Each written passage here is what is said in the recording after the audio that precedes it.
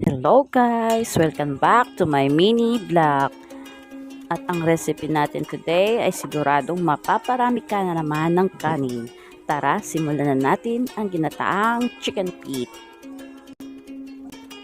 Sa isang kaserola, pagsamahin ang chicken feet at 5 cups of water. Nilagyan ko pala ito ng luya para may aroma. Pakuluan ito ng 20 minutes. At siguraduhin malinis ito at nahugasang mabuti. Habang nagpapakulo, nagready tayo ng mga sangkap tulad ng sibuyas at bawang.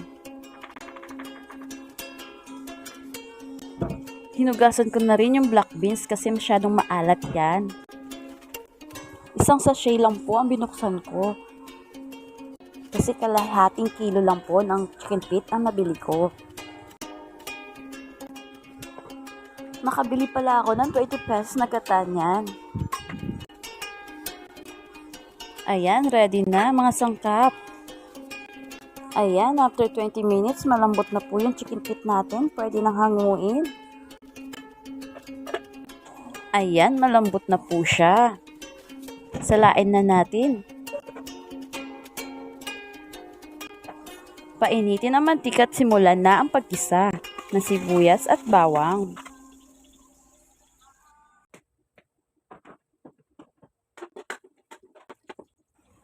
Ilagay na natin ang pinagkuluang chicken feet. Lagyan natin ng toyo. At paminta para magkaroon ng konting spice ang lasa.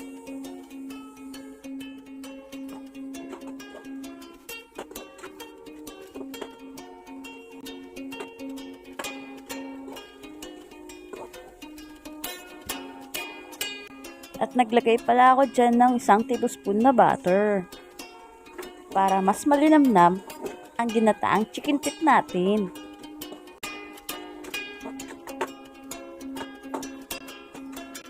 Ayan, gisahin lang maigi. At ilagay yung black beans natin. At naglagay pala ako dyan ng Sprite at magic sarap.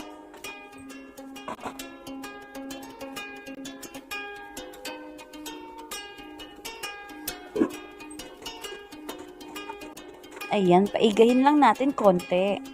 At saka natin ilalagay yung gata. Pwede nyong lagyan ng siling labuyo yan, guys. Para sa mga mahihilig sa maanghang na pagkain. Ayan, pakuluan po natin ulit.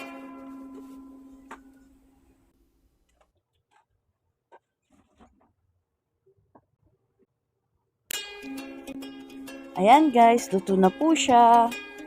Pwede na siyang hanguin at lapangin. Thank you for watching.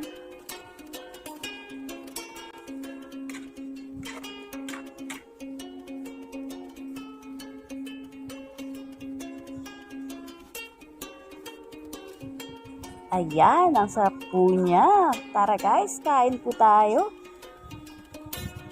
Ang sarap nito pag naggamay ka.